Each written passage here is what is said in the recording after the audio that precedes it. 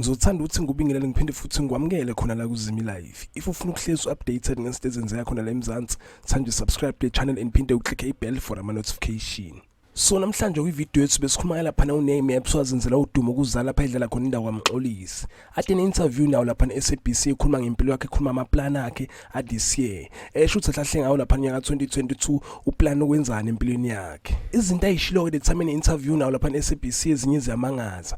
Ushilo-ke impilo wathi this year uplan ukutake iphe music. I hope ukuthi abantu abaningi bazomangala impela bethi hayibo uname apps impela uMxolisi lwesimaziyo ukuzala impela ubuye ecule. Yebo impela ubuye ecule shilo ukuthi this year ufuna ukuqala release single and then uzobe se release album. And uphinde futhi wa mention into emnandi kuyo lapha interview yakhe. Ndithemba embuza kuthiwa kuzala usazobuya noma ngeke sabuya. Ubese shock impela wathi kunama possibility ukuthi this year kuzale ngehlebuye but akanayo ishow uzobona ama plans akuhamba kanjani and usazosolve inkinga zakhe ne-agency yakhe. And uphinde waveza kwathi ukushona kwababa wakhe impela kwama-affect kakhulu last year.